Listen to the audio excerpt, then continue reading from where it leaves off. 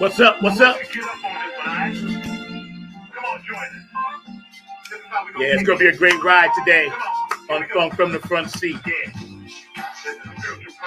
There's a spiritual purpose for everybody out there today, all right? So I need you to clap your hands like this. Today, I have my funk sister from another mother. I have my funk sister from another time and space.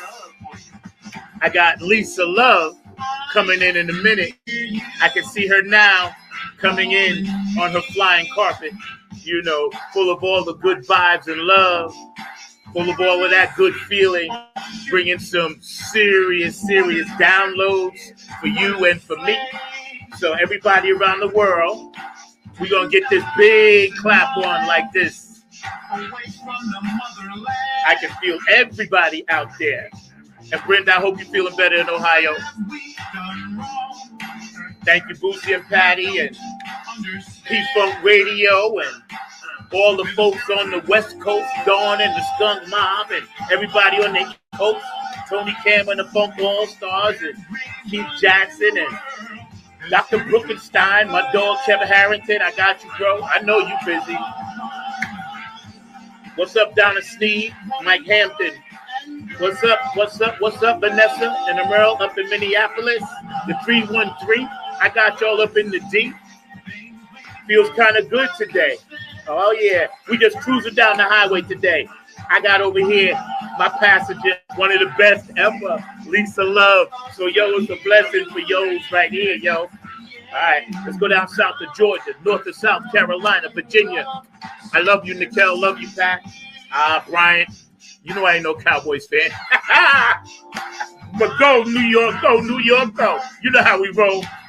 Shout out to my dog, Two Dog, down in Georgia. Thanks for calling me, bro. I needed that conversation.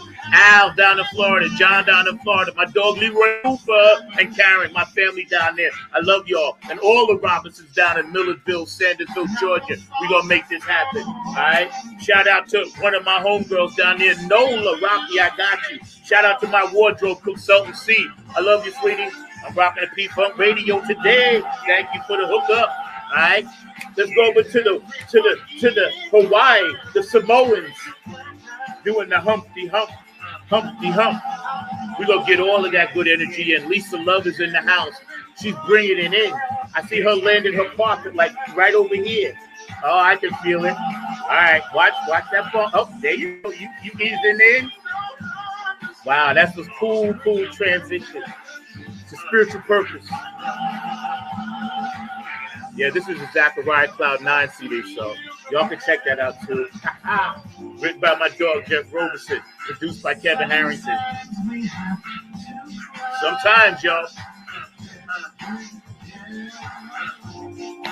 Without further ado, all around the world for the Funk from the Front Seat. My producer today, Mr. Mark Lee, is in the house. We appreciate you, Mark. Thank you for everybody out there. You'll see that rose at the top. That's from my girl, Jen Vanderputten and her family. You know, I had to put that there because it is something going on that's, you know, we need to just, you know, keep people in mind for and keep people in prayer for all the time. So, you know, that's very, very important for people that transition out. Their families are left behind, and we need to make sure that we comfort them and hold them and keep them in our spiritual mindset all the time. You know what I mean? If you got a birthday today, yo, happy birthday. I think it's jumping from Aries season soon over to this Taurus season, whatever it's going to be about. I'm with that. But we're going to talk a little bit about that too, you know. So without further ado, I want to bring in somebody that's really close to me, Lisa Love, and you know we're gonna really chop it up for y'all today. She's coming all the way from the West Coast. This beautiful queen took time to wake up early just for us, so we are much appreciative. Thank you. How you doing? Grand Rising, Zach. Grand Rising, Funk family. What's going on, Royals? See, I'm in. We're locked in already. We're like already in the middle of the show. It's that good. It's that good, man. So, what's up, George the Funk Vinci? How you doing, big bro? So we chat periodically a lot about just things, right? And Right. just for my audience, yeah, happy 420. You're right. You know, I totally forgot 420. All right, smoke them if you got them. So, Hey, bring on the libations. hey, bring it right.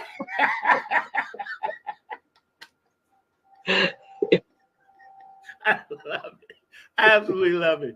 Oh, this is gonna be a Grand great show. Rising, George. Yeah. So for my audience that's just tuning in, maybe for the first time, give us a little background about your musical and kind of, you know, spiritual kind of social side. Share a few things with my audience that haven't seen you for the first time. Okay. It started in the gospel music, of course. I was raised around, every woman in my family has had something to do with the music and the healing, but we'll stick with the music for now. So it started in the music and gospel. I was in my first choir when I was 6. And by the time I reached 10, I was in the only young person in an adult choir, you know? And as life progressed, I started getting into what I guess church people would say the secular music, because I found that there's God and spirit, whatever you resonate with in all music, you know? So, and here I am. I'm still a baby in this, in the secular music, in the music outside of gospel. So here I am.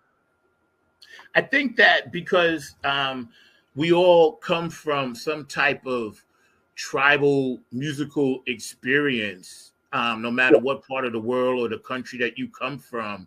As far as our heritage goes, it would stand to reason that we're going to obtain a lot of knowledge from our roots of church, as you know, as dark-skinned people. And I always tell people, I never thought that it was a big deal.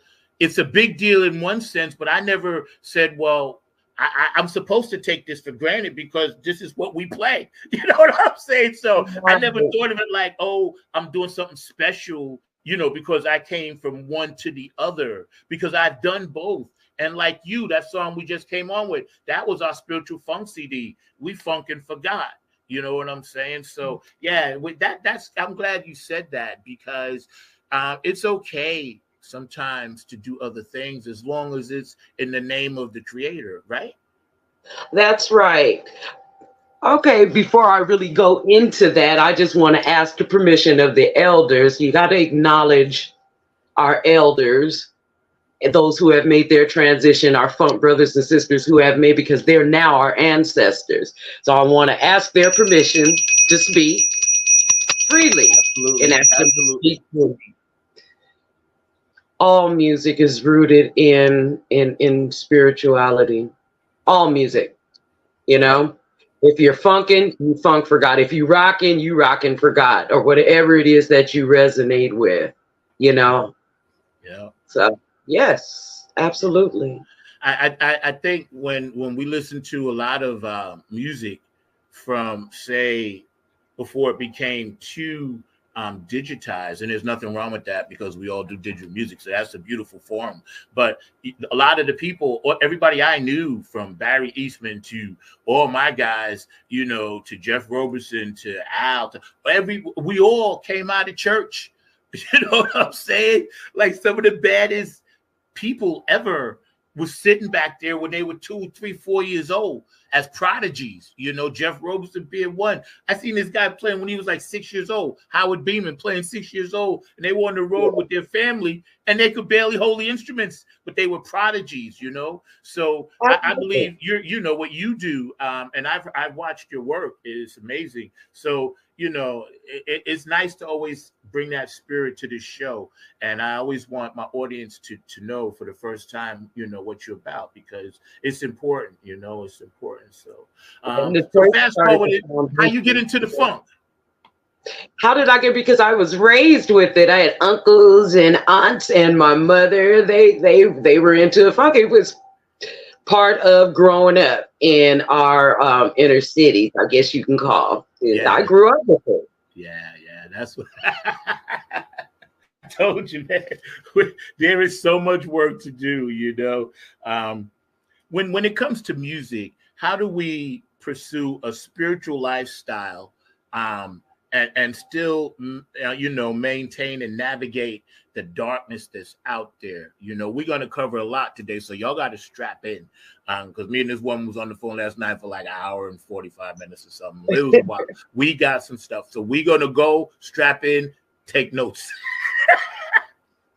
How to maintain a spiritual lifestyle in the music industry. Is that what you mean? Yes.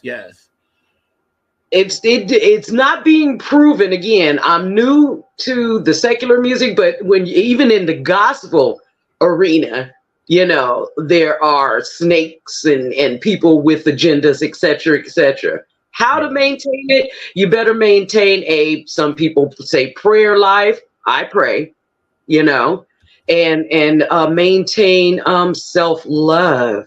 You know, not everything that glitters is gold. You know what I mean? If you're in the music industry just to get riches, then of course you're going to attract those lower energies that, okay, this person is hungry for that. So let me dangle a carrot in front of them and have them sell their souls. Yeah. Our souls are eternal. So, you know, it's not really ours to go ahead and just sell. Yeah. So, you know, and a lot of people rise and fall. You know, the enemy rewards people too, but it's all an illusion. Yeah, that's right. I maintain my spiritual background by I'm a world-class champion hermit. I know how to withdraw myself and then when to bring myself out. I'm not interested in being, you know, a celebrity and all of that kind of stuff. I mean, if it happens, it's because it was meant to happen. Yeah. Remember that you're here on a mission. Yeah. And that funk music, I'm like, oh, this Bootsy Collins, oh, that's on mission. That James Brown, that's on George Clinton, that's on mission. Yeah. You know what I'm saying? It's all organic. That Zach Robinson, that's on mission. Something must have dripped on me because I'm still here doing it. So I feel blessed just for that. And look, through all of that, the survival, right? Meeting you and, you know, vibing with the Skunk Mog and checking out all the vibes on the West Coast with Dawn and Victor Taylor. And, you know, it's amazing how we're all connected to one major spirit. You know, It's like we really are. It's really one light. We know about God and we know what that's about and how it draws us through maybe different portals. Some people, you know, Muhammad, some people Buddha, like myself, you know, it's still some people funk, some people classical. All one. Wow. It's all one. All one. Do you think because of, and I'm gonna just keep it real, right? Because of certain elements in the music game that they change the frequencies of certain music, which makes you feel a certain way, which then will mess up your natural rhythm and cause certain things to your mind, and then you manifest it, then bang, you're in trouble. Absolutely. I'm going to open up by saying that we're not fighting against flesh and blood. Plain and simple. So when people do things and start changing things and going along with agendas, then it's not really all of their will. Some people know exactly what the hell they're doing, but most people do not. When we changed from, let's say, LPs to digitizing everything, you did change the frequency. Yeah. When I was growing up, and I want to stay in the funk arena. When I was growing up listening to and gospel and funk, it was on LPs. Yes. It had a way of elevating you and making you want to go out and do good and be good. You know, once it started going digital, then it became numbers and rigid and cold and, you know, all part of some type of diabolical agenda to have people's mind controlled and going in a direction that is just not high vibing. So, you know, this is why it doesn't last. We got artists coming and going and coming and going. Yeah. We all see this, right? And as elders, we're all gatekeepers, and it's not about our chronological age. It's about the wisdom that we've been somehow through our journey here, been able to just, you know, download. And I believe that wholeheartedly. I you know, I just turned 66. I've seen the music physically just distort itself into this horrible picture, you know, and only certain images that of goodness get through. That's why I work with Tony Cam and the Funk All-Star Kids over there in Virginia. And shout out to y'all, man. Y'all are crushing it. You'll see me soon. I love doing that. I love it. We're bringing it back to the real, you know. We're bringing it back to the real. You got to remember something about the body. The body responds to the frequency, and it also responds to that water. We're made up of water and electricity. Yeah.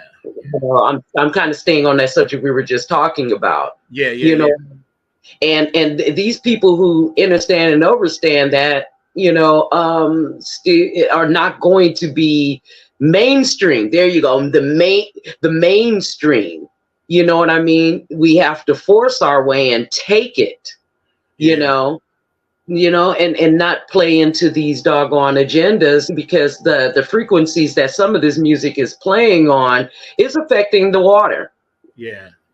It's affecting the water in our bodies and in our actions.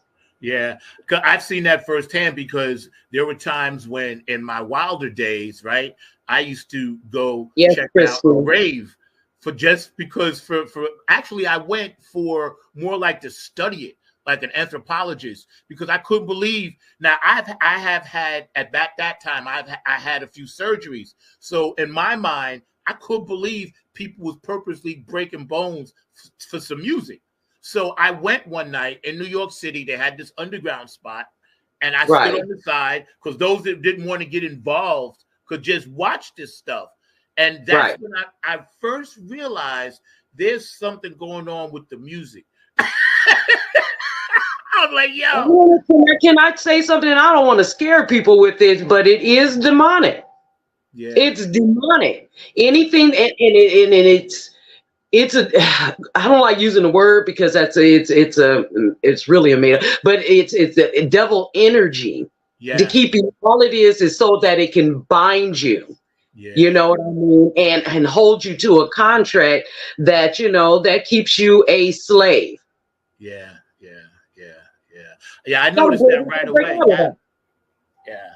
You know, it's almost to the point now where we're fighting two different wars spiritually, right?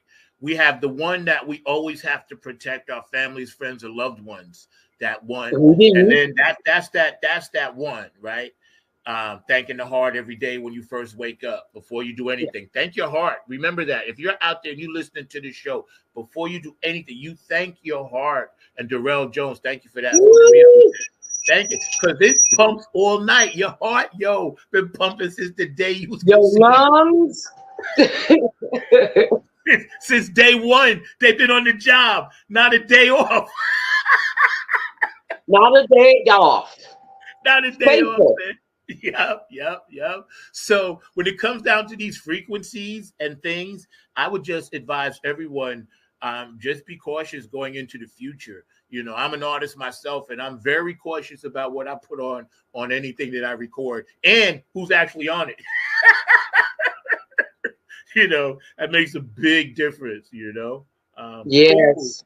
Yeah. So women, obviously, well, I'll backtrack a little bit. The age of Aquarius, right? Mm-hmm. And you're, you know, one of the people that I truly trust with this knowledge. Drop some knowledge on us about that. Age of Aquarius. It's the water bearer. Again, we're dealing with the water, so we're dealing with the human body. We're also dealing with the mind. It's the information age. If people say, what is the age of Aquarius? It's the information age.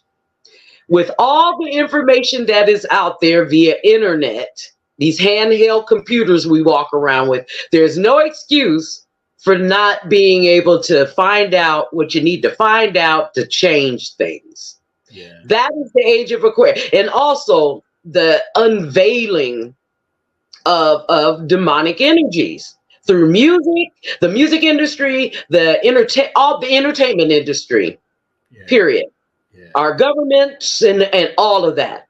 Yeah. It's all being revealed. You know, you cannot build a new crystal castle unless you tear down the old crap shack. Yeah. First. Right. And that's what the age of Aquarius is coming in to do.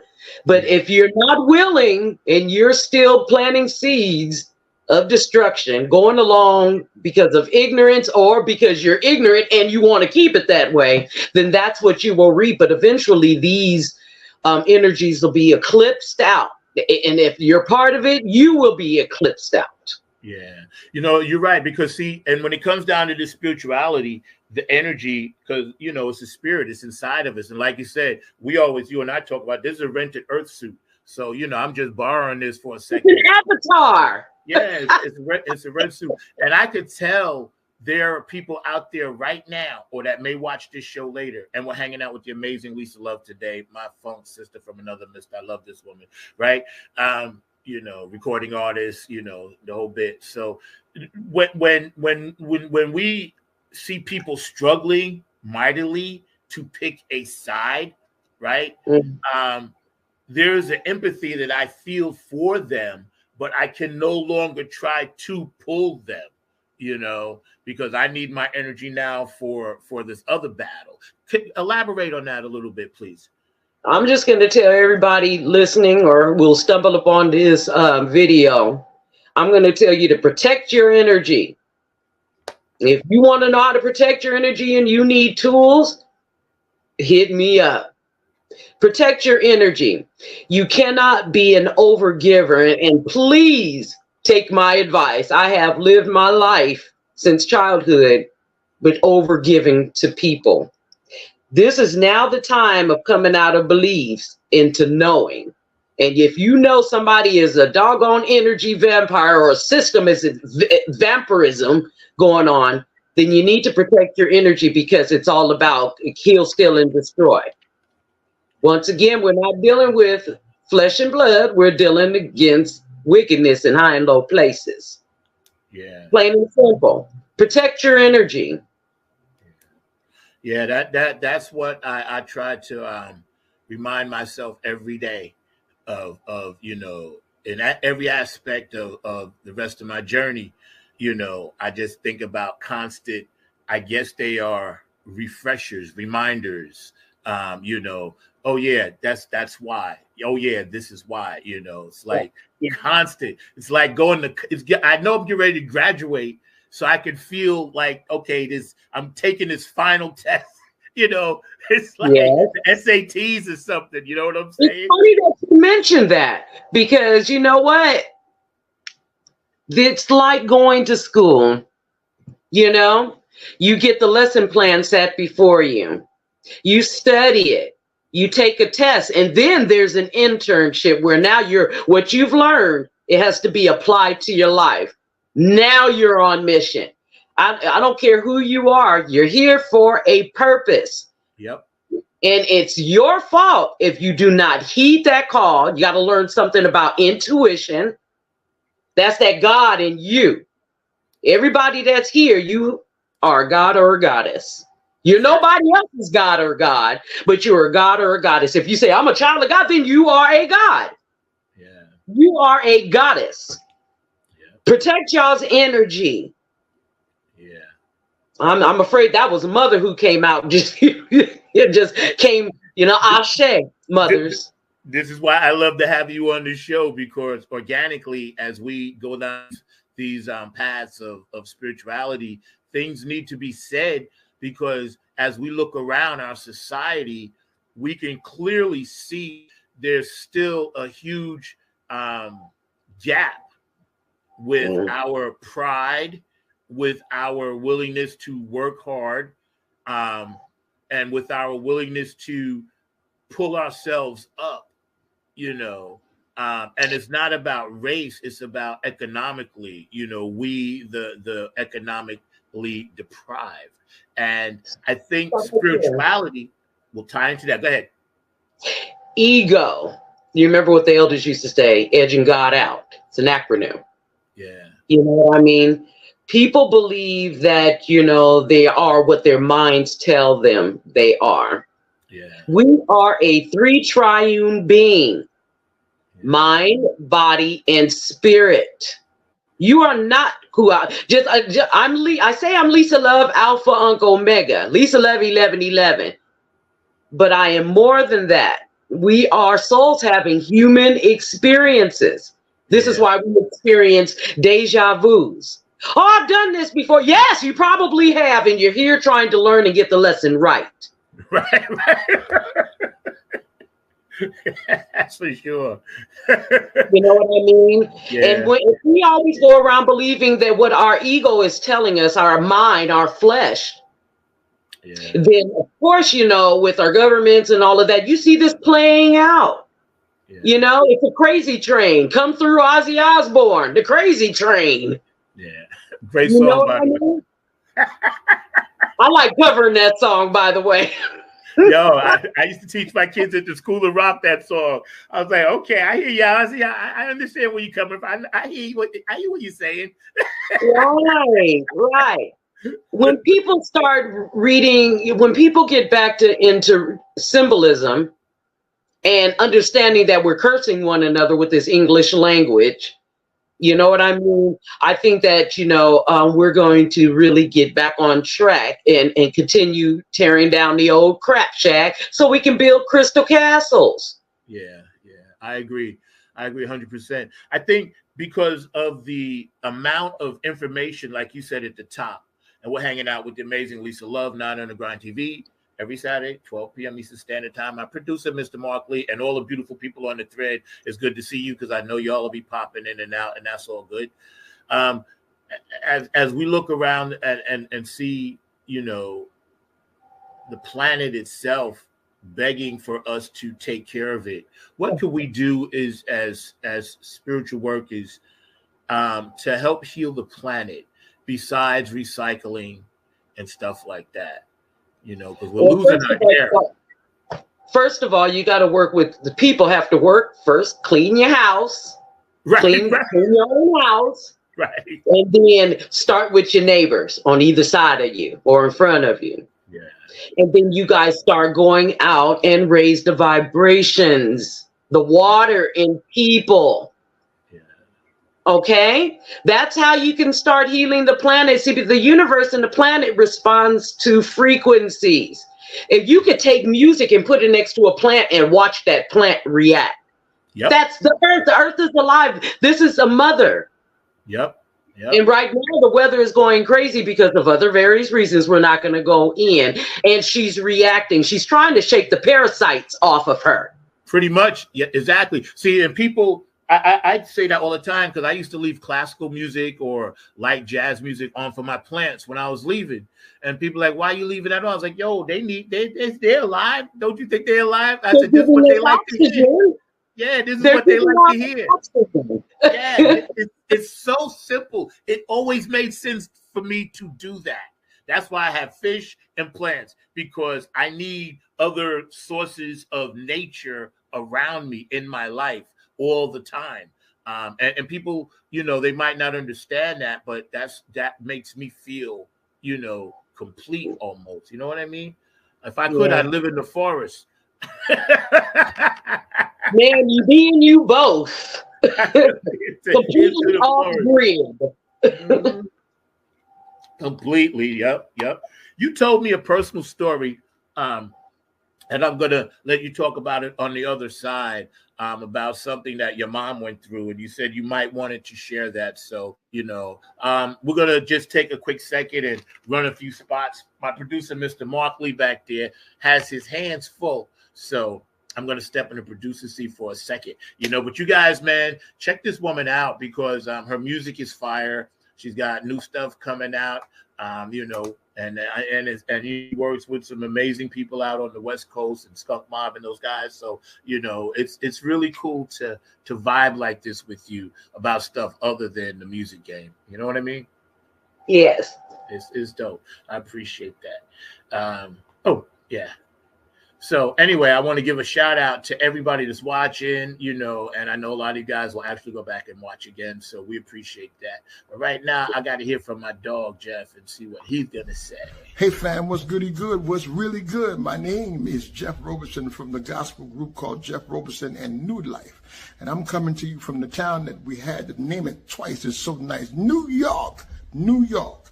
And I'm bringing you some news about my brother from another mother, Brother Zach, who's bringing you his hot new show called Funk from the Front Seat. Listen, he's bringing you funk from the vault, from the past, from the present, and into the future. He's got that music that makes the hair on the back of your neck rise up.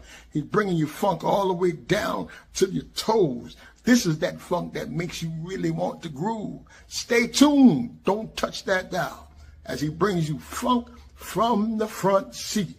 Listen, let's go.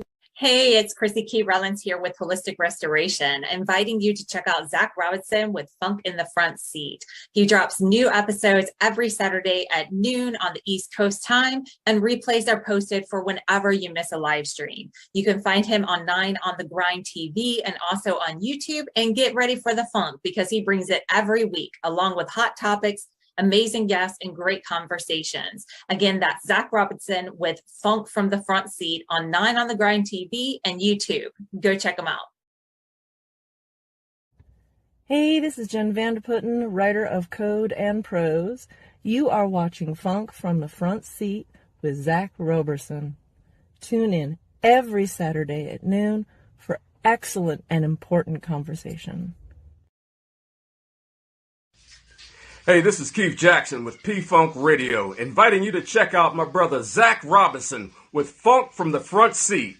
Saturdays, 12 noon on the East Coast and 9 a.m. on the West Coast. It all happens on 9 on the Grind TV and also on YouTube.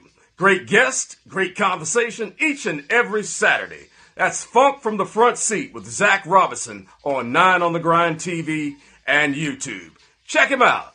What's up, Royal Funk fans? This is Lisa Love, a.k.a. Alpha Unk Omega, coming to you from Love's Temple here in Southern California, inviting you to 9 on the Grind, Funk from the Front Seat with Zach Robinson.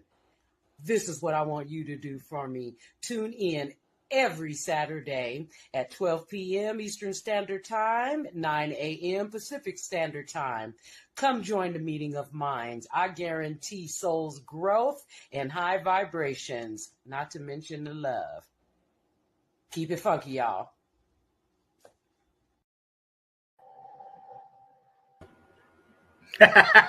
And there's the real you. Thank you for that shout out. That's beautiful. And shout out to, like I said, P-Funk Radio, KNN Jams, everybody over there, Larry Funkster Jones, and, you know, Heidi, you know, and Robin Circler P. George the Funk Vinci, Curtis Wilcox, you know, all the people that, you know, help support and, you know, give us a lot of love and everything, you know, as well as everybody out there.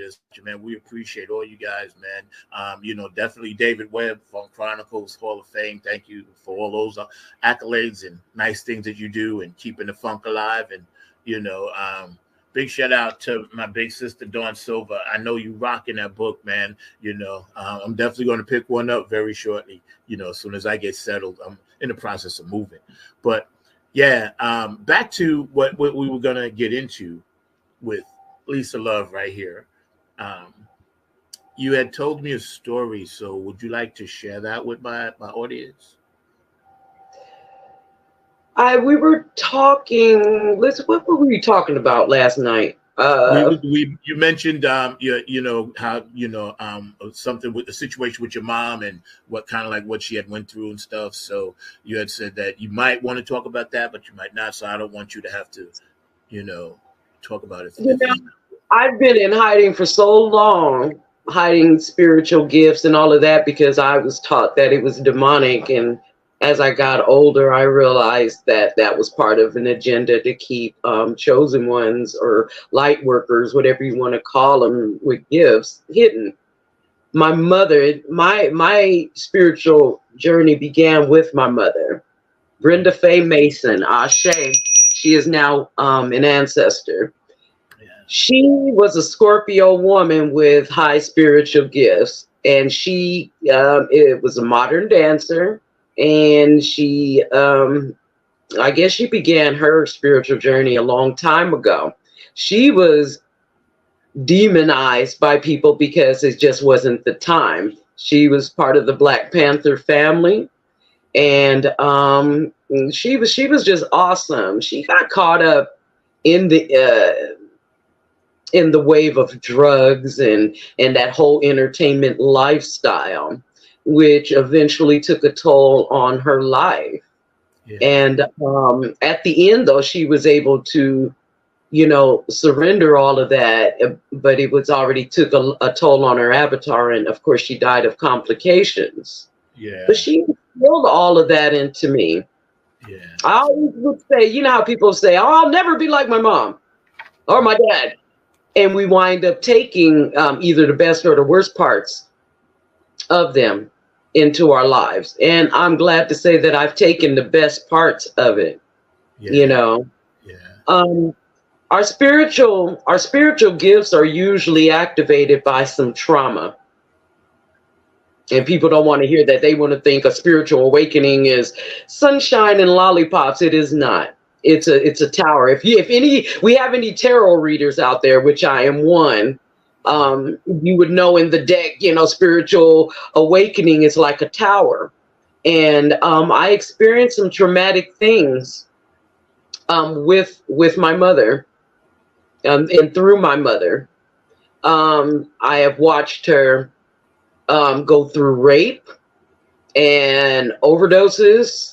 And put into institutions because, bad drugs, I guess, and she passed these gifts on to me and my baby brother. And we learned manifestation while we were young in elementary school age. We manifested our mother out of that. We were told our mother was the lowest, scummiest thing that ever slithered under a rock, but it was just the opposite. Yeah, yeah. That crack cocaine came into our communities like a tornado and destroyed our homes. Yeah, it did. Yeah. But she made it out of that. But it activated me. Yeah. Yeah. It was a plague. I told people, like, they didn't realize plagues sometimes don't always have to be like, rats or, bugs or locusts and all of this other stuff. I tell people when that stuff came through, it was a plague. It was like, because it was so many people that got sucked into it overnight. It's like, bang.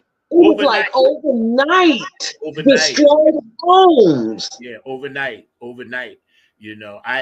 was like, oh my God, and so thank you for sharing that, because that's a deep story, because obviously gifts were passed on to you, and then you pass them on to others and you share them, man. That's amazing, because not everybody would have overcame that, A lot of people would not have overcame that. So these things that they say something. I'm sorry. One more point on that. They say that the sins of the parent. How you know how that saying goes, are carried on by the sea. This is very true. Again, energy, demonic energies, and attachments follow. To our siblings and with our children. Yeah. And I had experienced some of those things that my mother did. I am a recovering addict over years. I started, I didn't want to live when I was 18 years old, watching my mother go through what she was going through. I got caught up in that world. Yeah. Again, crack cocaine was running rampant, and I got caught up in that. And once again, I had a son, and he manifested me right out of it. He still didn't know how powerful he is. He's stepping into it. But I experienced these things which kept, tower moment after tower moment. When I say tower moment, I mean things that happen to a person suddenly. Yeah. I experienced the rape. I experienced all of this at a very young, innocent age. Oh my God. But where a lot of people would have just completely, fall by the wayside and just died. And that, again, I wanted to just end it all. I didn't want to live. I didn't think I would make it to 27. Yeah.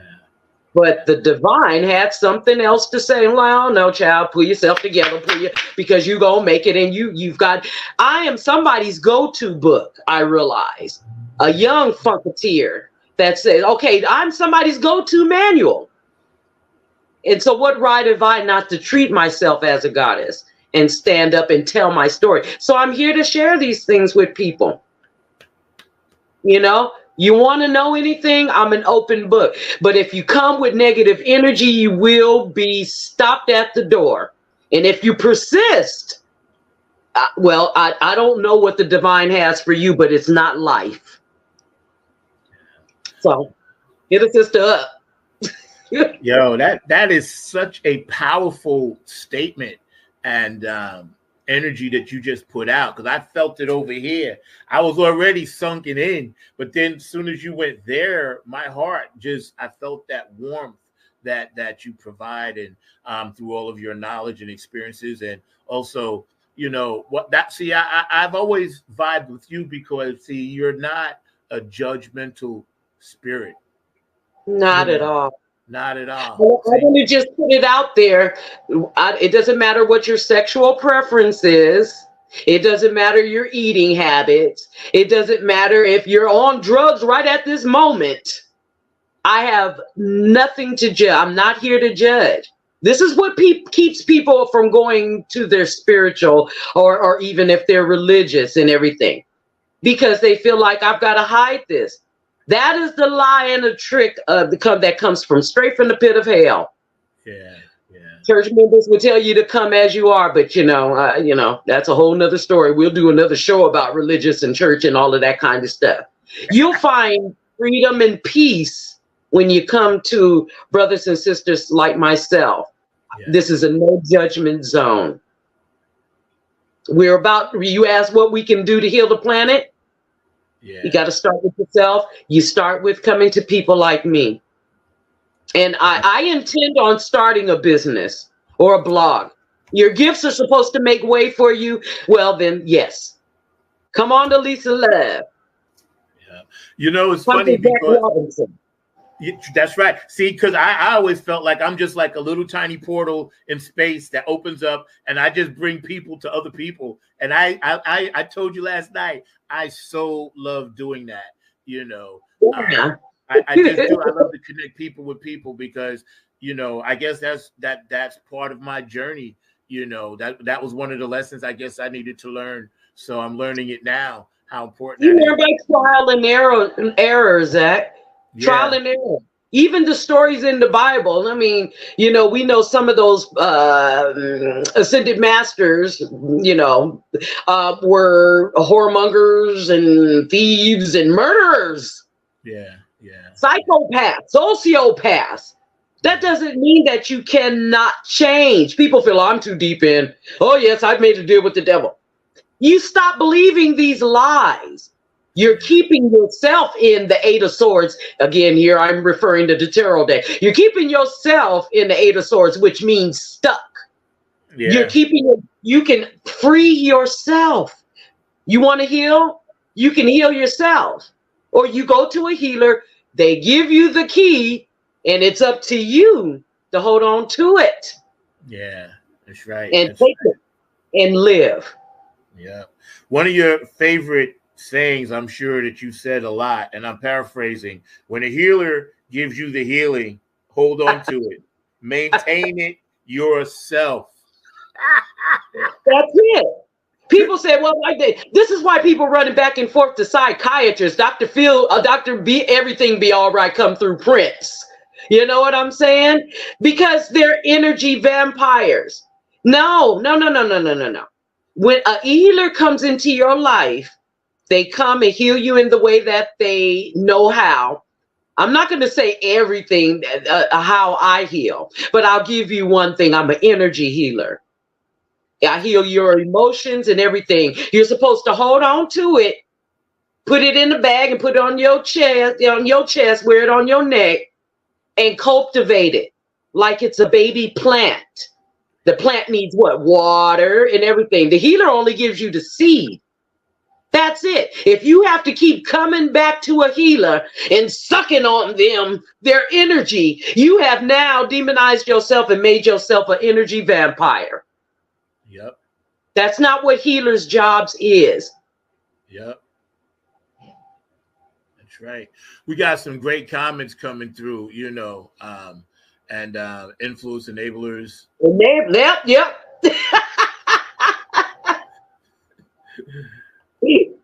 I love it. Yeah.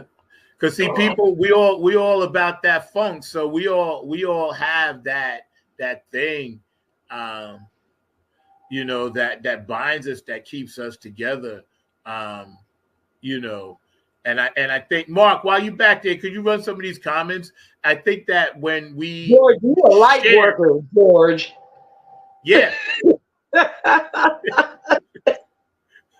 That's what he was saying. I'm getting to him. I see his comments. You a light worker, George. You go through trauma when you were young.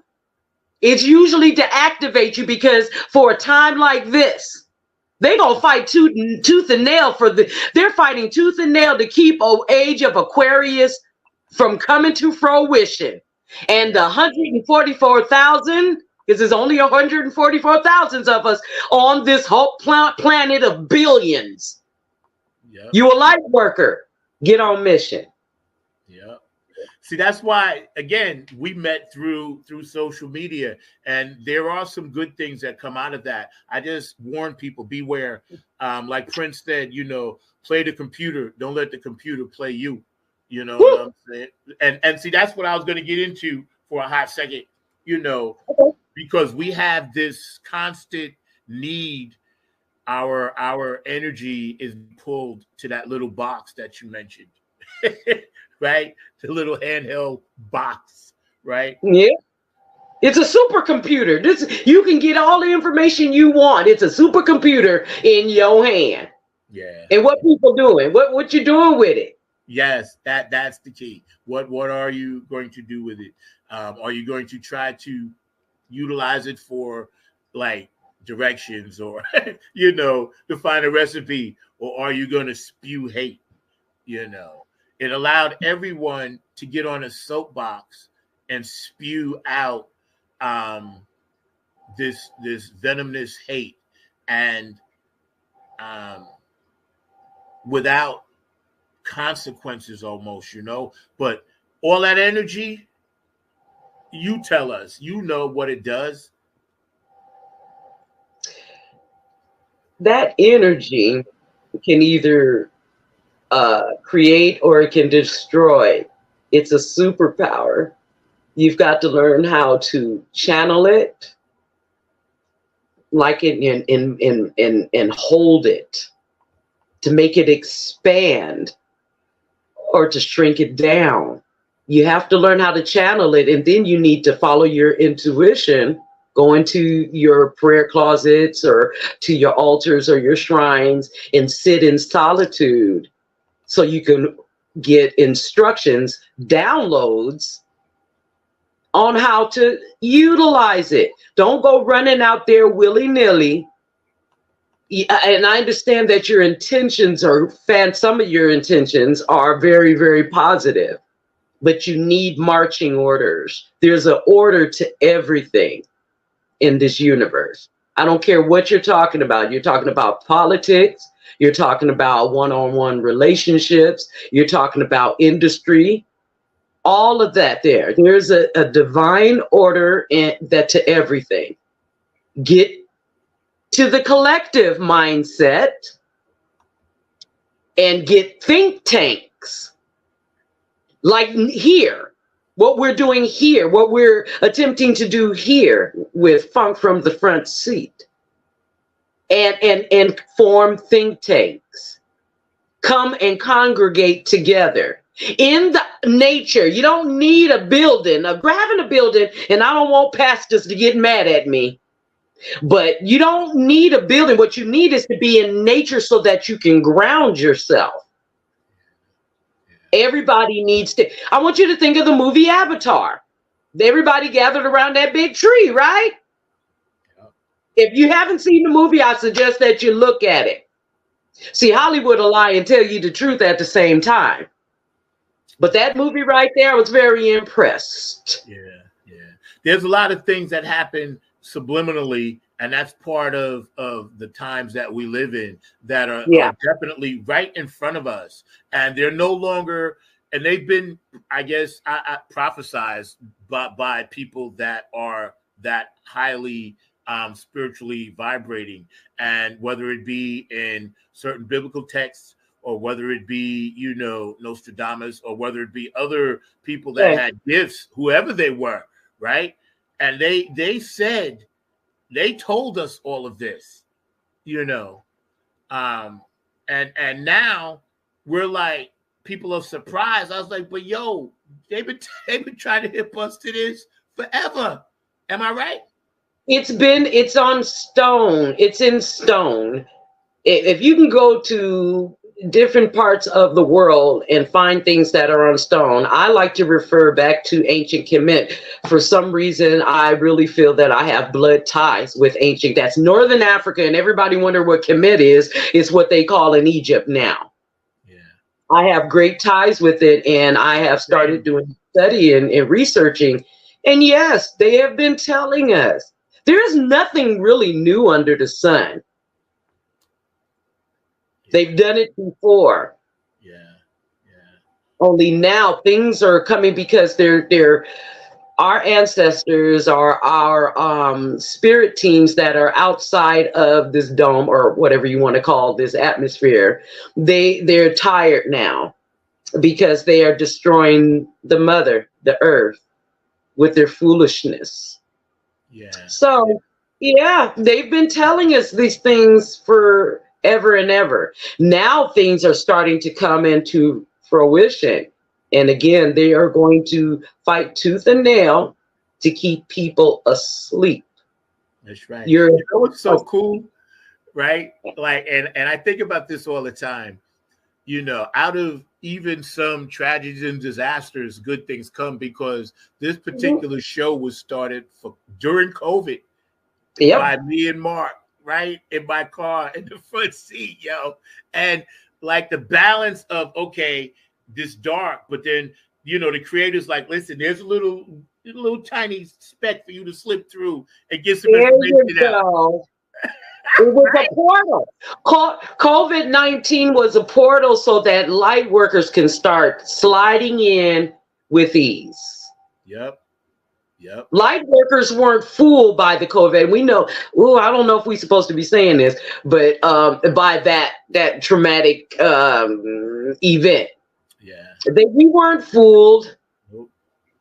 And that thing that the COVID, what we were just talking about, is not new.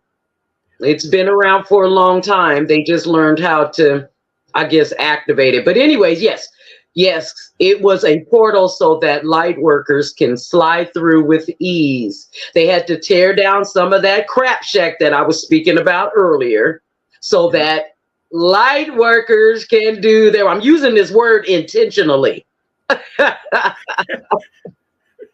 You're right about that, Cheryl. And you're right. And the funny thing is, right, I said to myself then, because I was talking to Kevin about it, we talked soon as, because you did the same thing. As soon as we all got locked down, we all started calling all our people just to get some opinions, right? It's like it's a call to the collective. Yes, it was a call to the collective, and when the collective gets a call, then they start calling other pieces of the collective. Remember that quote I was telling you about? Now we were in COVID, stitching our own little piece of a quilt. We didn't even know what the hell we were doing, but we was doing it. And then we start reaching out to others and stitching their part of the quilt to our part, or vice versa. And that's how that works. It's so simple. Yep. And we were talking. Yeah, that's right. And see, the way Kevin talks, he's very low key because you talked to him, right? And he said, "Yeah, well, they don't believe in God now. I don't know what to tell them." The time of talking and preaching and standing over people, beating them overhead with books and all of that, which these books are all incomplete anyway. You know what I'm saying? All of that stuff is done, son.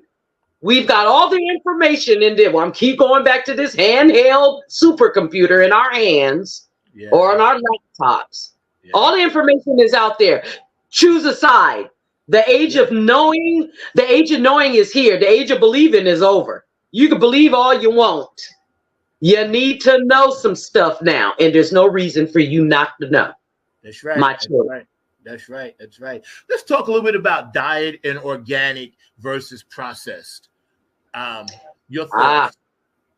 And how that ties with the spiritual chakras, which will be next. I told y'all we got a lot. Y'all better take notes. I told you. Okay, so your diet. People ask me, I'm 53 years old. By the time the women in my family, because we were still in the Piscean age, they were do as I say age. And by the time I came of age, we were now ushering in the energy of the Aquarian age. Okay. By the time they were my age, they had high blood pressure, diabetes. Everybody has this in their family. And don't let no damn doctor tell you that this is hereditary and this is going to happen to you. You can't do anything. No, it's a lie from the pit of hell. I stopped eating a lot of meat. I eat some meat. You know what I'm saying? I live in an area where, markets are strategically placed and certain foods are putting there because, they have to become dependent. We need the industry. The matrix needs you dependent on their medicines and all of that kind of stuff. You know what I'm saying? So, yeah. I stopped eating a lot of meats. I do not have high blood pressure. I have blood pressure like a teenager. I stopped doing a lot of dairy. I stopped doing a hell of a lot of dairy because it led to diabetes.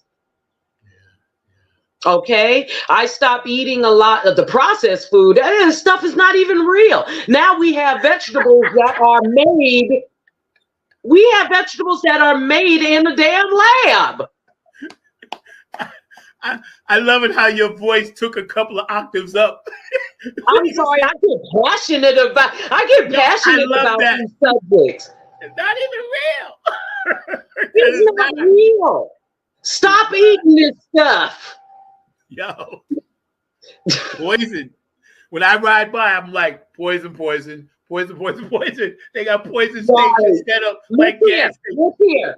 Children, if it don't have a seed in it, don't eat it. Don't eat it. Yeah.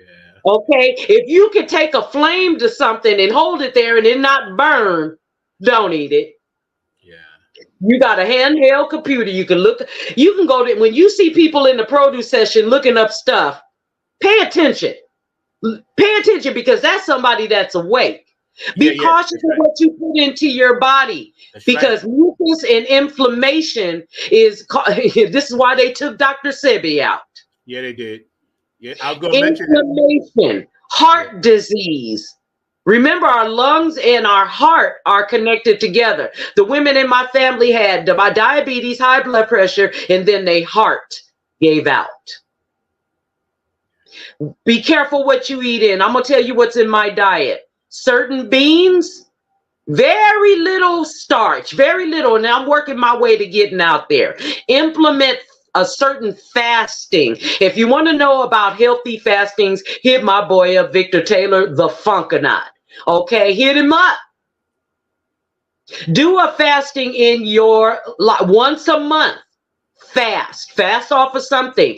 Do what is according to your body. Your body will tell you, no, I can't do this. Yes, I can do this.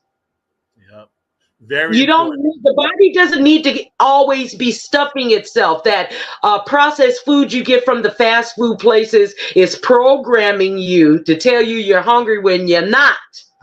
Yeah, and the You only commercials. need to sustain yourself. The largest meal in your diet should be the lunch. Yeah. Sometimes you don't even really need to eat but once a day. Sometimes I eat once a day. To get that energy in the morning times, I may have some dates. Leave that orange juice alone. I used to love orange juice, but there's other ways to get vitamin C. They block out the sun, so it's hard to get vitamin D. But there are certain vegetables. Look it up. Everything I tell you, you can look up for yourself. That's right. And then do what your body is calling. Listen to your body. Your body will tell you what it needs. Yep. That's right. That's right. This is why connecting our health. And, I stopped eating about like 6-7 months ago. I tried to curb it. And then about 3 months ago, I realized, okay, I can't eat anything after 9 o'clock, after sundown. Because what I did is I took a trip back to my ancestors. And I said, okay, if this was the 1700s, 1800s, whatever, right? Once the sun went down, unless you was on guard duty or something, everything was pretty much shut down. You didn't get up and go no midnight snacks and, I'm going to eat a rabbit. You know what I'm saying? It just didn't work that way. But your body system was regulated more normally, Yeah. and you, like you said before so eloquently, much more grounded. And I'm trying to get everybody around me to help me stay grounded so I can help them stay grounded. You know what I mean? Because Here's it's a very good way to ground yourself. Yeah. Go outside, put your feet on some soil or on some grass, some real grass. Sit next to a tree, go by the water. You can also ground yourself with spiritual baths. Get your notes out. This is how you make a spiritual bath. You can use other things, look it up yourself, but this is what I use. You can get some sea salt. You want to break some things off of you, make some black coffee and pour that into your bath. Slice up some limes or lemons. Cinnamon in your bath. Dried rose petals and rose oils, rose water. Okay, moon water. You make moon water by filling up a glass container, sending it out on a full moon, and let that energy into the water and put it in your baths. But there's several ways that you can ground yourself. I suggest that you learn how to do it. I'm an earth sign. I'm a Virgo. And one thing we do is move slow, and grounding is our foundation. Everyone needs that. Yes. I think that because it's connected to our chakras. Absolutely. And I'm constantly learning about chakras. Every day I read a little bit more about just staying spiritually aligned, right? Yeah. Hey, you got another Virgo fan out there. Hey, Virgo Nation. Shout out. So yeah, and see, I don't understand, and it's not for me to understand why people don't realize that spirituality and science and astrology is all one in the same. There's so much pushback against that. And I get why, because traditionally there are things that people were or understanding in themselves that they just believe that's the right way to go. But I can tell you, I've experienced them all, and I've taken a little bit from each one. And I think that was why I had to take this journey this one last time, because there is no absolute. The only absolute is the power of the one. And you're going to find that within yourself. I'm going to tell you a story that an elder told me real quick. They said God and the devil, let's say the devil, made a deal. God said, I'm going to give the humans, or angels, devil, you know what I mean. Anyways, I'm going to give the humans, free will. I'm going to give them divinity. They're going to be gods and goddesses on this Malkuth, this earth. And the fallen angel said, hey, you can't do that because, they're just going to destroy and all of that. I looked into their future, and yes, they did. They did. They used their free will to kill, steal, and destroy. Okay? He says, well, you know what? I'm going to give it to him anyway, just in case you're right. But I'm going to prove to you my creation is higher than that. And what he did was hide that divinity within the one, within you. You're one. and it's right here anyway. You have it. You want to change something, and I love Buddhism. You want to change something, you change it. You are your savior. You're waiting on some guy to come down, floating on a cloud, to come and save you. You are that one. You can achieve, and Christ is a title. There were 16 of them recorded, Christ. If you want to be that savior, choose it. You have your free will and you have your divinity. It took me too long to realize that was inside of me. Now that my ancestors, the women in my family, the Long, shout out and ashe to the Long sisters, they knew this. Yeah. My mother knew this. Yep. And thank you for saying that, because that's blasting. Pow, that's on fire, you know. But you know what's funny? And if we all think back, no matter where we come from, we can remember sitting by our parents, grandparents, uncles, aunts as kids, listening to them tell stories. Yep. And see, that's what we don't do anymore. Because those stories, that's why it took me so long, like, you know, in my journey, because once I realized, I was like, you know what? I need to go back to innocence when I was basically a child and remember what I was listening, re-download it because it's already there. I just got to dust it off, rebooting, which we're going to talk about in a second. And I said, I remember those stories were not just stories. They were actual spiritual connections. And that's how they were sharing that energy. And it was always such a good feeling to sit on. And I'm getting that warm feeling right now. Thank you. Oh, my God. Sit there and just listen to those stories. You know what I'm saying? Right. Thank you. Yes. They coming through. See, I acknowledge. I didn't forget. You acknowledge them, they show up. They're always there, but you have to give them permission to come in. Yeah, they do. Yeah, and it just reminds me we need to do more of that, because it was a miniature tribe. You know, you'd have maybe 8 to 10 family members sitting in the living room, whatever, and it just, you know. It's back to the collective mind mentality. The pre-internet and all of that, even pre-postal, elders would sit around, and the young ones, and this is all races, okay, and they would tell these tales. What it was instruction. It was instruction. It's a key of life. Come through Stevie Wonder. It was an instruction, and what it was part of, it was a rite of passage. It has been lost. It's been lost on the females, and it's been lost on the males. We have to go back to these things. This is what the ancestors are telling me right now. They're saying we have to go back to these things, or we are going to lose. We're going to lose. How do you lose when you know it's right here in our face? The 3D, the 5D is merging with the 3D. It's right here. The veil is now it's so thin, it's non-existent now. We are walking hand in hand with beings from other planets. We're walking hand in hand with the ancestors that are now back in their natural form, which is energy. So then, what are we going to do? We have to go back to it. I choose to go back. It has to be a choice. Once again, it is free will. It's free will. You have to use your free will to do good and be good. It is so simple. It is ridiculous.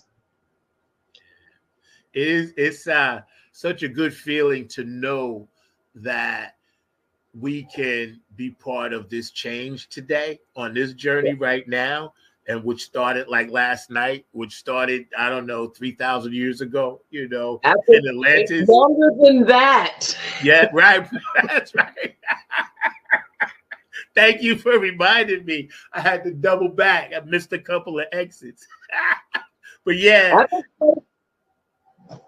You know, it's so we're in such a place right now where people are violent, depressed, and going back to the top about the music, there was something about vinyl, right? And tell us your thoughts on that. The vinyl record was able to capture and what is the word I'm looking for?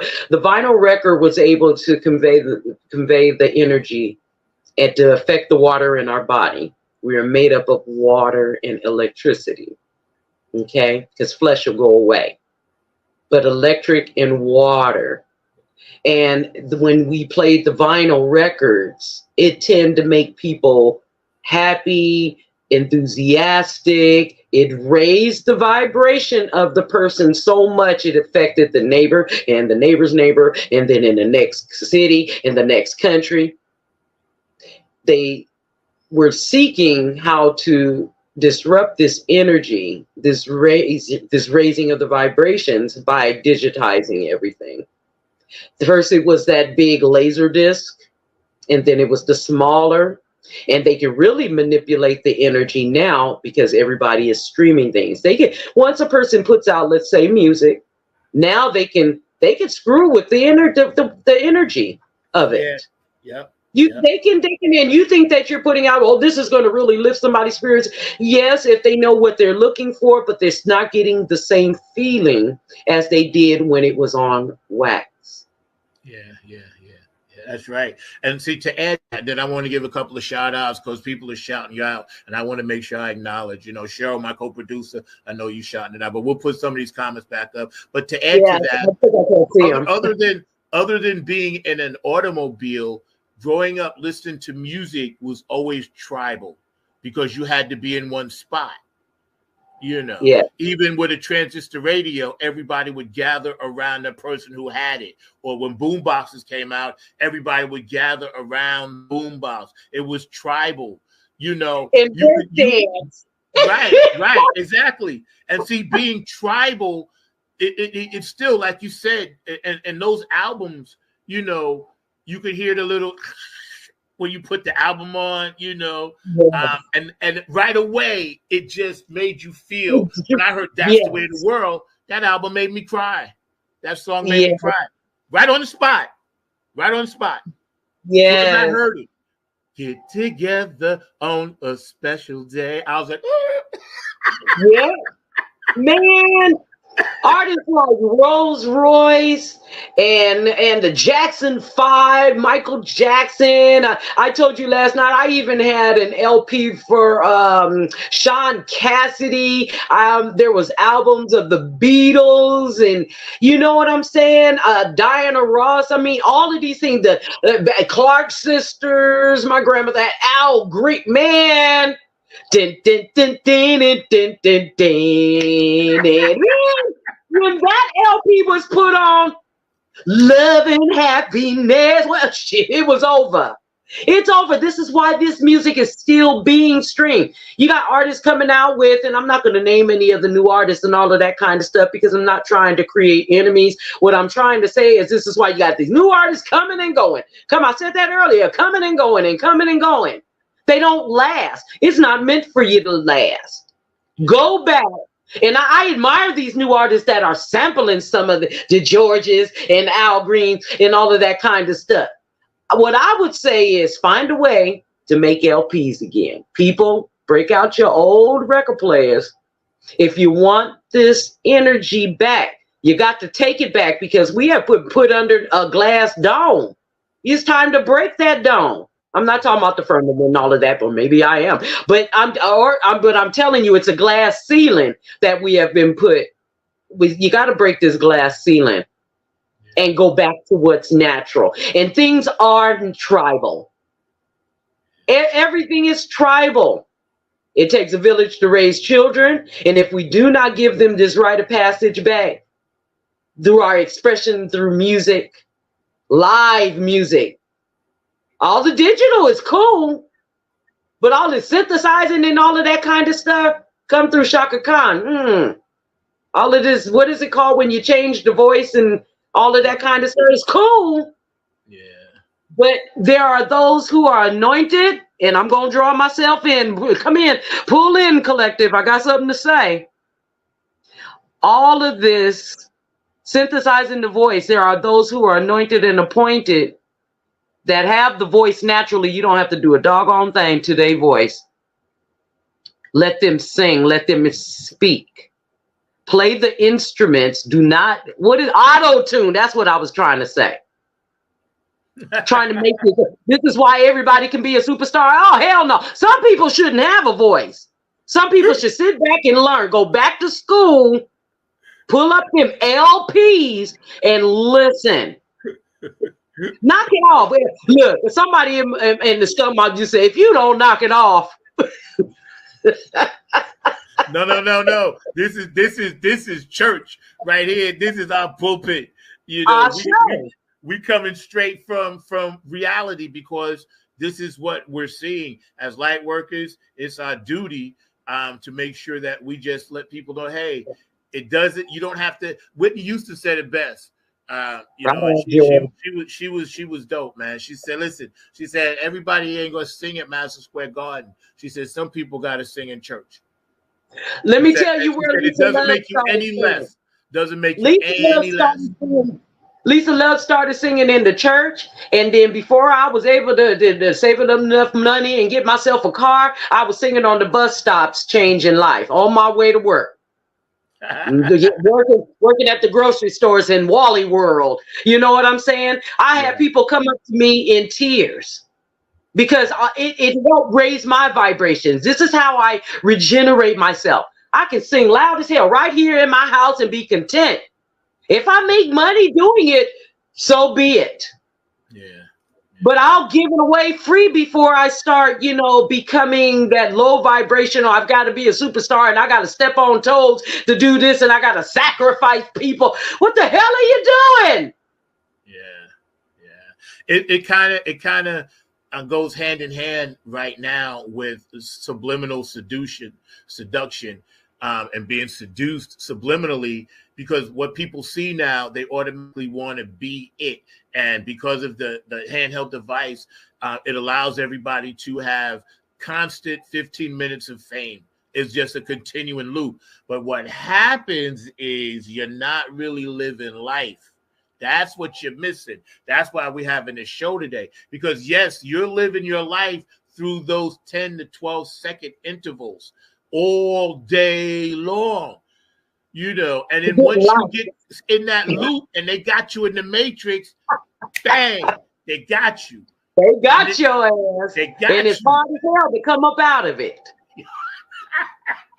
I never crossed over. My soul ain't for sale. Oh, damn, what you do. My soul is not for sale. My soul is for me to wield as I so pleased. Yep. And it's also to be somebody's go-to manual so they can come up out the BS. I wanted to say something else, but I'm trying to, be a goddess. You are. And I got to get to some of these comments, because George Devonka Vinci was talking about chicken, and he said, people are eating chicken that was never born. That's right.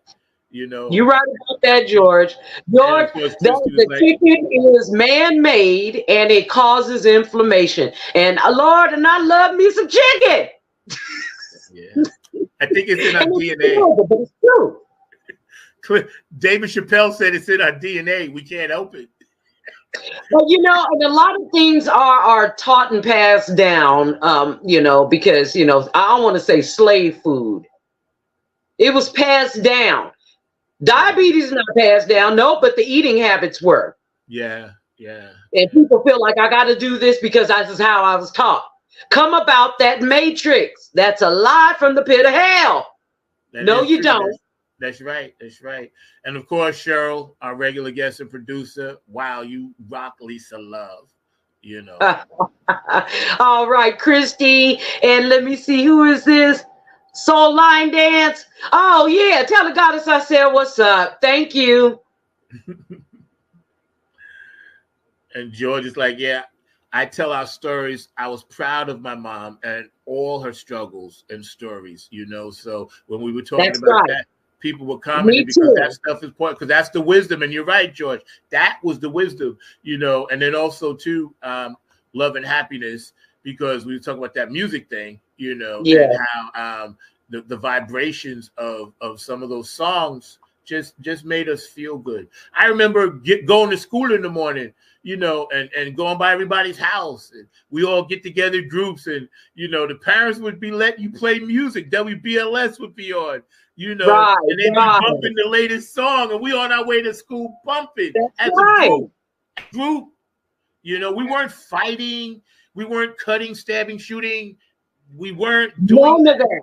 Man, we may get into fights, and you may get a bruised cheek or something like, but we live to fight another day, I guess. You know what I'm saying? There was no heart at the end of the day. You know, you're gonna be friends with Shaquita that you had to fight up the street with. Yep, it's all part of that growing experience. We weren't murdering each other. I'm gonna tell people that, you know, you don't have a right to take somebody else's life. That's not your job. And you got to stop this madness. And see what we got right. That's right. And see, it's all part of the bigger picture that we're talking about today, where one thing leads to another, to another, to another. And it's set up like this. And like you said before, and I'm gonna bring Mark on in a minute, because I can see he's pulling his hair out back there. You know, it's sick, because Mark be like looking at me like, I guess I ain't coming in today. But I knew you was busy. I was watching you, bro. Don't worry. But we're on fire right now. But don't worry. But I guess because you know, we're in this spot right now where, like you said earlier, it's either this side or this side. You know, the energy that's out there that's pulling us away from the goodness. Just be wary of it. You know what I'm saying? George said, "Think it ain't illegal yet." You know, so we know how people be rolling. Mr. Mark Lee, you back there, sir? I'm definitely back here. Glad to see Lisa just dropping all kinds of jewels of information, dropping all kinds of knowledge, and just being amazing the way that she is, and all along those lines. So yeah, I'm back here. I did have a quick question for you and everything, Lisa, because Zach knows I've always got one and everything. And I was thinking about, you were talking about the gifts that we are naturally born with, and I think that a lot of times we don't even know the gifts that we have, because a lot of people have the ability to have ESP and to have a lot of other things that we don't necessarily address even in our own lives. So what advice would you give to folks in order to tap into their natural gifts? Okay, let's see here. Prayer and meditation, whatever it is that you resonate, that thing that you get yourself centered and grounded, practice more of that. Stay off the television, stay off the news. You know what I'm saying? Go into solitude and set your intentions. I want to know what my spiritual, it's very simple. Sit, talk to the universe, or talk to God or Jesus, whatever you believe in, because again, it's all one. It's an energy. And then sit and wait, and you will see and feel or hear results. It depends on what your gift is. I could tell you about my gift, a couple of my gifts: clairaudience, clairsentience, clairvoyance. Okay, I'm an empath. I can feel other people's emotions. A lot of people have this. I mean, a lot of people have this. It's a gift of empathy. The Christ had this empathy. Okay, I'm an empath. Stop doing what you're doing, all of this running around and craziness, and quiet your mind. A Buddhist would tell you this. You hear these monks saying, you must center and you must do this and that and everything like that. And he's right. They're right. You have to quiet yourself. You have to protect your energy, set your intentions. Your intention should be, I want to know what my gifts are and how to use them. And then you sit and you wait. People are not patient enough. Yep. I agree with you on that and everything. Just so I can ask, because you kind of alluded to it earlier, even in your conversation with Zach. But Zach will tell you that I am a big believer in ancestral wisdom, because I definitely stay in tune with my own ancestors and all along those lines. So for those that are watching and listening, maybe even listening in the reruns that we'll have later on today and tomorrow, what advice would you give to them in order to tap into that ancestral knowledge bank? Because a lot of times I know that I am still in touch with my grandmother, who passed way back in the early 80s and everything, and still in touch with a lot of friends of mine, including Baba Chuck Davis and everything in that space. But what advice would you give to folks to tap into that ancestral knowledge?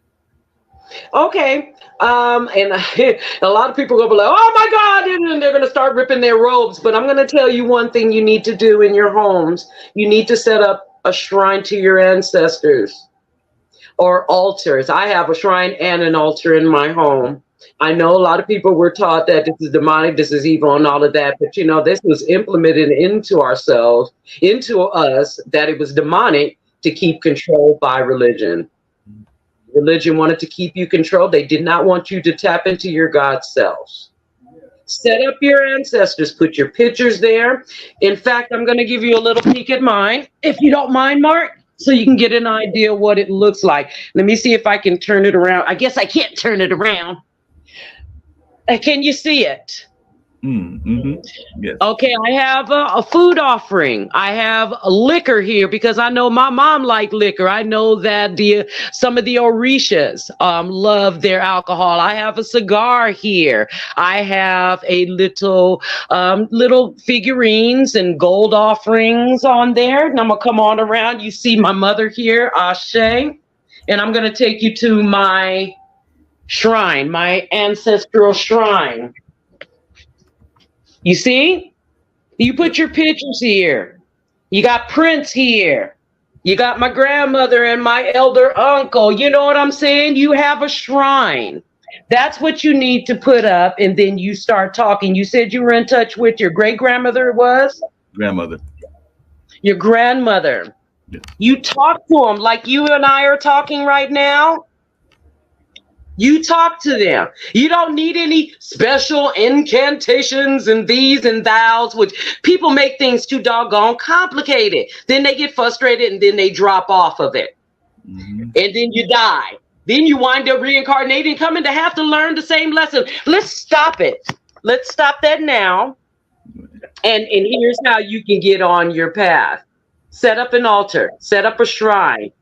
Give them gifts, give them food offerings. And I don't care what race you are.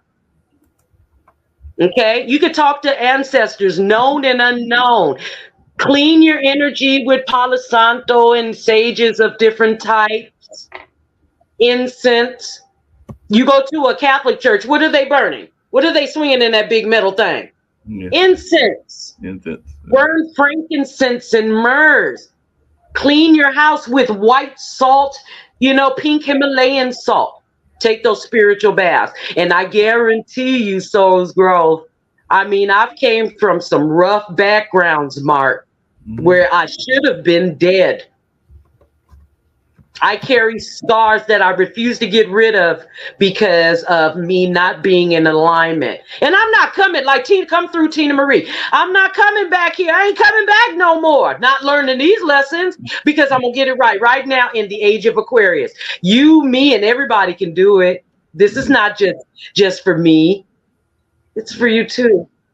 Yeah, I'm gonna let because Zach and you were having such a deep conversation. But as he knows, one of the places I work at, and that's why we're so noisy over here, is the Hayti Heritage Center. We're having our youth camp, which we do every Saturday and everything. But on this building, which was a converted church, is a veve. So I know that you know what a veve is. So it is a voodoo symbol of Ursula, which is the Iowa of love, and it definitely is something that we oftentimes talk about in our historical talk. So anybody that comes out of the center sees that veve, which has definitely been up there for decades, if not centuries, and everything, because the church was built by feminine energy in the 1891. So actually, the building was actually a grove. So they were doing it outside before it was a physical church, and then the church moved down the street and everything. But it was built as a church back in 1891, so it's over 100 years old and all in that space. But we definitely acknowledge that veve that is up there, and some of those people, including Baba Chuck Davis, who is very much into the African dance. We got some drummers up there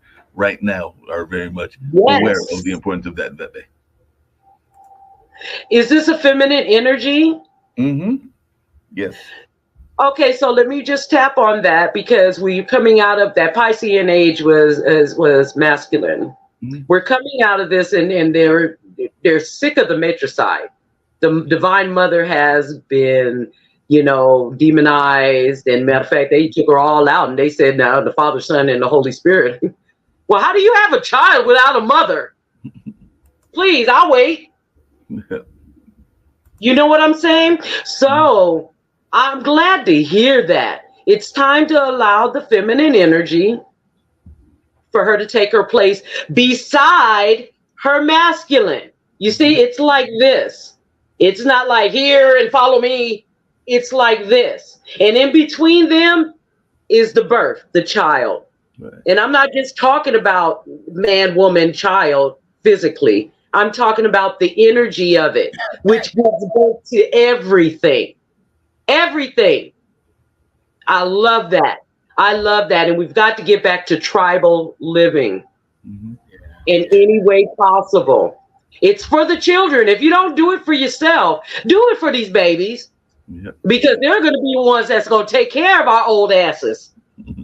Pretty much. Think about what you're teaching them. That's we're going to have to do a whole nother show just on that. But thank you, Mark. I'm glad that you got a chance to jump in the pool. I saw you back there. You've been working hard. I'm loving all of these comments. I get to watch and read them. That's why you see me looking off to the side while you're commenting. I'm actually reading the things. I'm trying to look and see them. Yeah. Yeah, and it's really cool because we're all one. Right now, all our energy is just working for one common goal: peace, love, and harmony. No matter what we go through in our personal lives, no matter what, issues we had in the past, no matter what mistakes we made, no matter this, that, and the third, we put that in the Creator's hands, and then we just keep it moving. To quote Honeybee, They say in the religion, if you've ever been in the church, and you have, Zach, they say that you give it to God and he casts it into the sea of forgetfulness. Well, if we are gods and goddesses, all you have to do is forgive yourself, be in a repentance and a remorseful, not regretful, two different things, be in a remorseful energy, and then heal. Seek out a healer, somebody with that gift. They will what? Give you the seed, and then you take it and run with it. Yep, that's right. Plain and simple. It's so simple. It's amazing that here we are going into 2024, and I just saw the other day, which I didn't even know happened. It was like Dubai. Did you see what happened over there in Dubai? Mark, you would be up on that. Did you see that? I mean, I know that it was the whole thing going on with Iran. Oh my goodness! Oh my! It was almost like you could hear a dark, evil voice in the midst of all of that. I was listening really carefully. That was the way it was. I was like, "Yo, that's Armageddon right there." I felt so bad. Storm, right? I felt so bad. Like as an empath, like you, I could feel that. Like that's some like Moses part of the Red Sea stuff right there. Yeah, you're talking about the floods that were taking place there and everything, and right in the backyards is also the things that were going on with the bombings and everything. But yeah, the world is doing all kinds of crazy things. Cause now that you mentioned that, I do remember seeing that because I am a pet lover, and I did see that there was even pictures of the cats, because certain cultures respect cats more than others. But I did see that was being rescued in that particular devastating flood and everything. Yeah. Well, I'm gonna tell you something about those natural disasters. Some of them are created, or they're doing those things in the atmosphere that I'm not going to name, but everybody knows what it is, and the earth is reacting. We talked about this earlier. Mother is trying to shake her parasites. The way she reacts, because she's not flesh and blood, is with devastation. It's a Oya energy. If anybody knows anything about Orishas, but that's the energy. She's got to destroy these things. There are entities in the water, and there are entities in the air, and it's going to, whatever they were doing in Dubai, judgment is there. Yeah, and right. It's all. I mean, you don't have to guess about something when you see it with your own eye chakras. Yeah. And then they tried to deny it, because I know part of what you're alluding to wasn't just there. I think it was some other stuff in some other parts of the world, like in Asia and other places, where they are wondering the impact of that whole cloud seeding, because they're trying to control the weather and everything. And that could be why there are some people that are saying that is at the forefront of why that whole disaster was taking place in Dubai, because that cloud seeding has been going on for a long time. I remember hearing about that, because there was a time, I think I told Zach this, that even though I've been in event planning and journalism and media for a number of years, there was a time when I was a youngster that I thought I wanted to be a weatherman. So I remember them talking about cloud seeding way back in that time of the 70s and the 80s. So it's been something out there, but it's been more active lately. It's been going on since the 40s and maybe even before then, but the proof, the research has been out there that they've been doing it since the 40s. So I'm a movie buff, so I started watching old movies, and damn if I didn't see chemtrails. And this film was filmed in let's say the early 50s. Yeah, it's been going on for quite a while for them to want to modify and control what the Most High, the universe, gives us creatively. They want to control your water. Water! Can you imagine that? They want to control what you drink, what you breathe. So what do you think that the forces, the unseen forces, are going to do? Because they've got plans for the children, which is us. Yeah. What do you think the earth is going to do? You're hurting the earth. And she's not, if you think that you're big enough to box with the earth, think again. And unfortunately, innocence is lost during this destruction. Yeah. There are things that's going on that I definitely feel technology has helped us with, but also too, it brought things to young people that I just don't feel that they were mentally mature enough, ready to handle. And it caused a way of thinking that I don't know if it's good or bad. I guess we won't know until like 50 years from now. We can't say we know now because we don't. We don't. We don't know what's going to happen. We only see what's important is the here and now, what we see each day. And people they want to jump way into the future and make plans for 50 and 60 years and 100 years down the line. They need to knock that stuff off. We don't know what's going to happen with this generation right now. It's looking pretty bleak. There are some intelligent young people, but and I want to say that it's all by design, because if they raise up a generation of idiots, anybody ever seen the movie Idiocracy? That's where they're trying to send us. And I'm going to recommend to everybody, watch that movie Idiocracy. This, with people sitting somewhere in their underground, what is it called? Shelters, mansions underground, while they're watching all of this destruction go on. Y'all better think again. Think again. It ain't illegal yet. It ain't illegal yet. But they getting pretty doggone close. Yeah. We're right there. I mean, we're right there, man.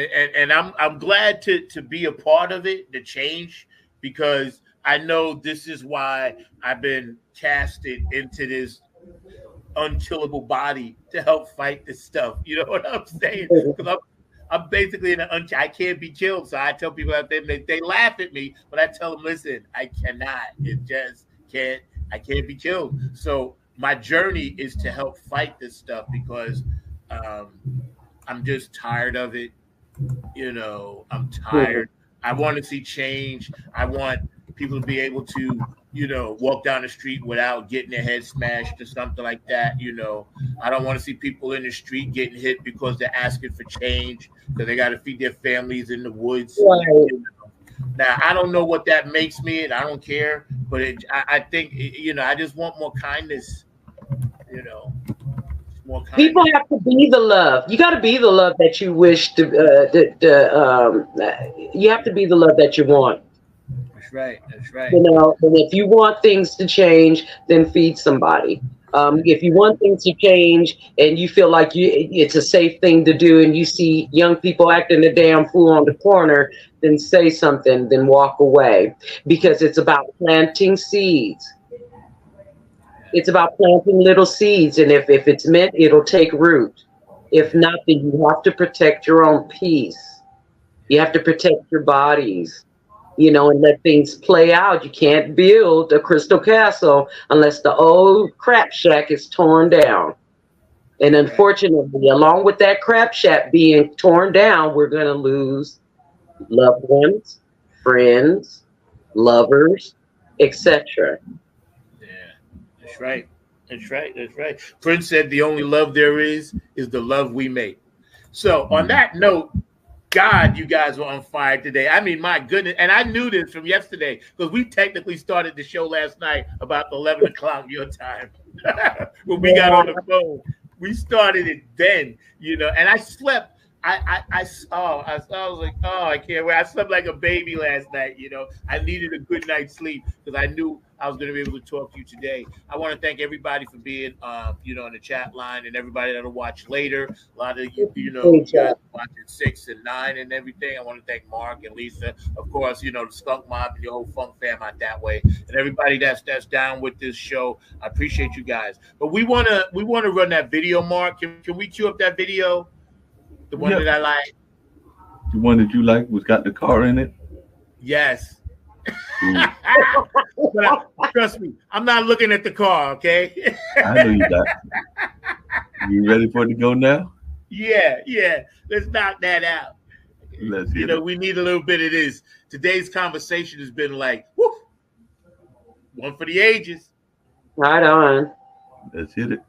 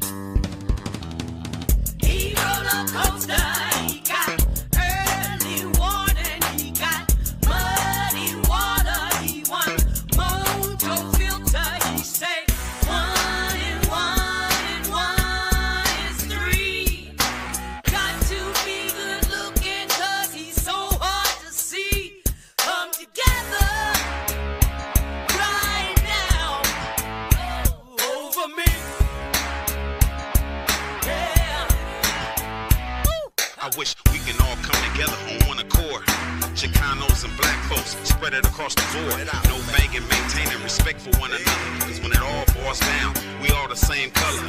Brothers with different mothers, fathers protecting kids. East, west, north, and south side beings. Get a power to the people, equally spread it out. The universal breakdown is what life is all about. No rags, toe tags, erase the yellow tape. We can do it right now with no time to waste.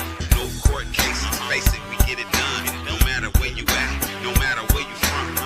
Grown men go 10, fall in perfect, get it right with the most high. Believe me, it's worth it. Lisa Love, Betty Paper with Baldy the old man. Skunk my baby, better get it while you can. Get it.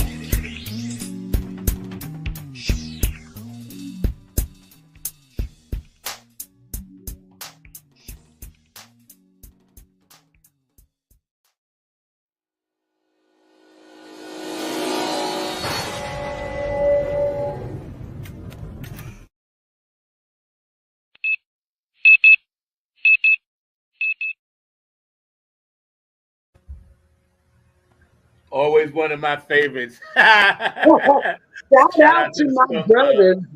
Yeah, shout out to my brothers Baldy Lock, and shout out to Eddie Paperboy. Like that up, you know, a lot of nice comments. You know, I'm happy to be able to have stuff like that stored away so we can throw it out there and let people know, hey, this is what's going on, you know. And I ain't gonna bring too much attention to this, but you know, we talked a lot last night also about that huge concert, that event that's happening at SoCal, you know, the thing about love, that huge thing. And you know, we need to make more of that stuff happen, and we'll talk about that another time on another show. But you know, today's been an amazing show. You're incredible. I love you. I feel your love. You filled up our area of the journey today with nothing but good. And I'm gonna give you the last word, then we're gonna get out of here. So, Mr. Mark Lee, I'm taking you out. I'm jumping out, and we.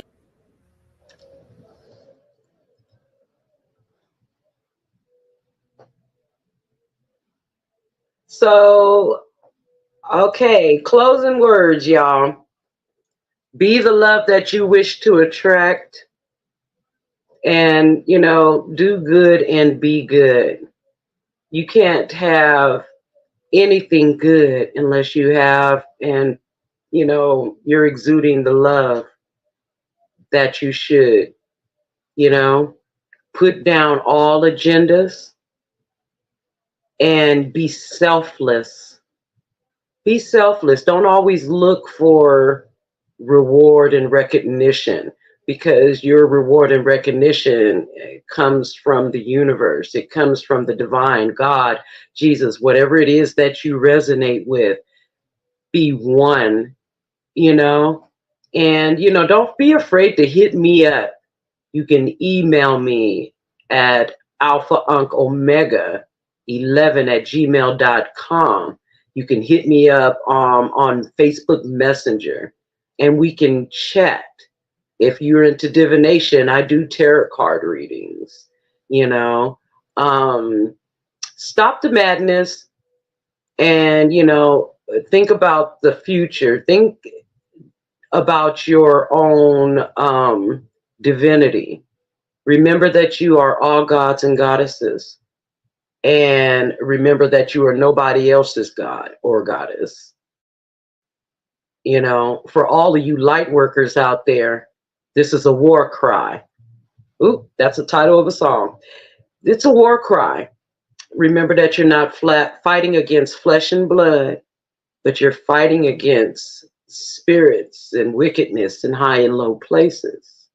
Make sure that you're not sitting at the table with people in demonic energy that want to kill, steal, and destroy. And once again, thank you. And I'm sending all of my love from Love's Temple here in Southern California. I am Lisa Love, 1111. Shout out to all my brothers and sisters. Shout out to my son. Shout out and thank you, Mark. Thank you, Zach. You know, and let's keep this funk alive. You know what I'm saying? Be funky in all your ways. And don't be afraid to be weird. Embrace your weird. George, shout out, you know, to my sisters out there that's been in the comments. I love you. I love you. Thank you so much.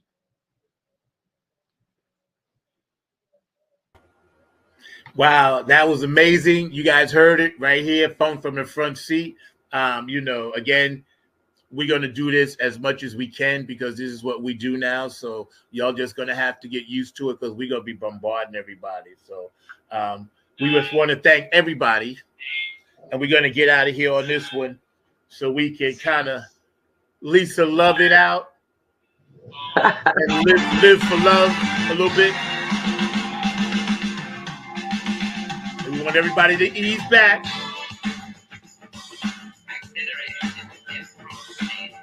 Just let the vibes flow through.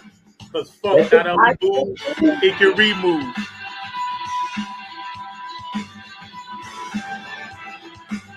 Shout out to Prince. He came through a lot today. You still not see it.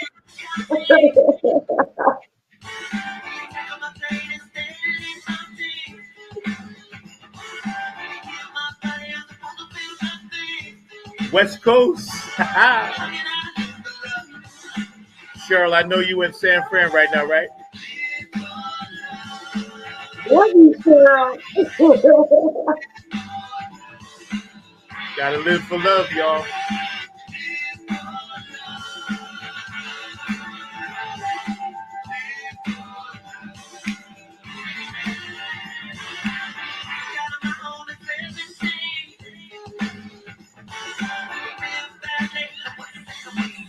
All around the world, y'all. Let's live for love.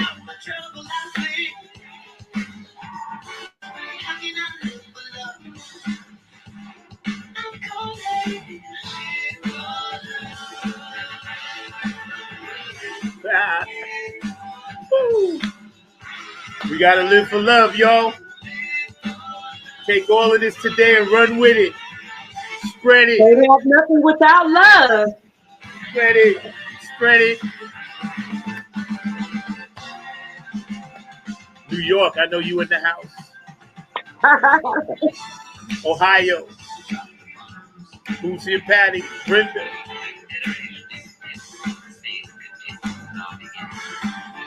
North Carolina. Texas. Funky Philly Dilly. Detroit. Seattle. What's up, Cindy? Samoan doing the Humpty Hump.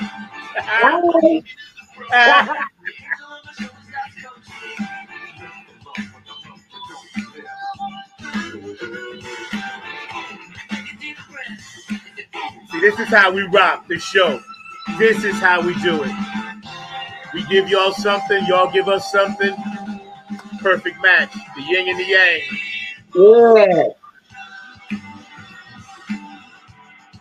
And Prince said, yo, gotta be this.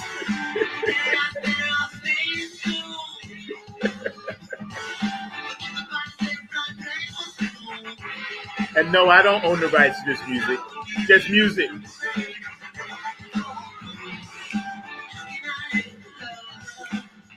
And I'm not making any money from it.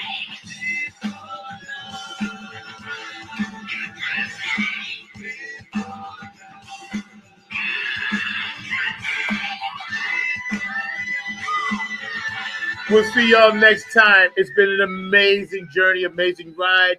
Thanks for sitting in the front seat with us. Thanks for driving us down some serious avenues, byways, highways, channels, portals. We appreciate you. We love you. And we'll see you next time. Peace.